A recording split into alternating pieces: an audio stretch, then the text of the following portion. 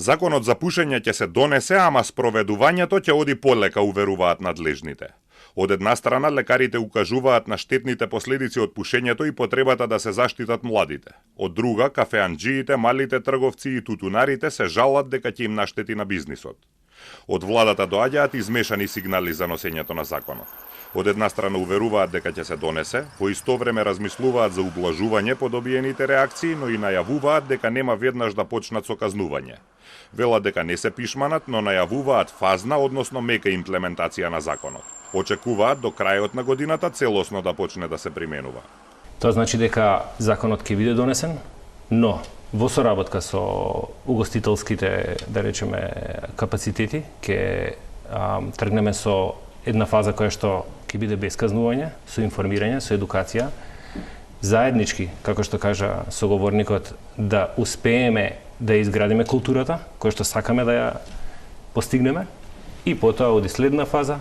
Предходно и министерот Азир Алиу рече дека нема да почнат веднаш со казнување, а заменик министерот за економија и труд Маријан Ристевски дека постојат 50-50 шанси за ублажување на предлогот. Според предложениот текст, законот ќе треба да се применува од 1 март за 2 недели од сега, но тој се уште не е влезен во собраниска процедура. Новиот построг закон предвидува целосна забрана на пушење во затворени простори, вклучително и во угостителски објекти, како и забрана за пушење на отворено пред градинки, болници и на автобуски станици.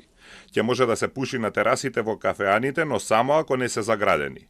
Освен класичните цигари, се забрануваат и електронските цигари и други уреди за конзумирање тутун и никотин. Се заоструваат и правилата за продажба. Казните се од 150 до 300 евра за тој што пуши и од 2 до 5000 евра за фирмите што го прекршуваат законот.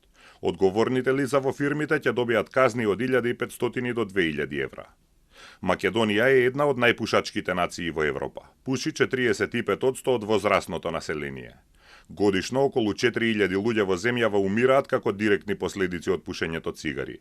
Според податоците на Институтот за јавно здравје, 1/3 од младите пушат, многу често електронски цигари.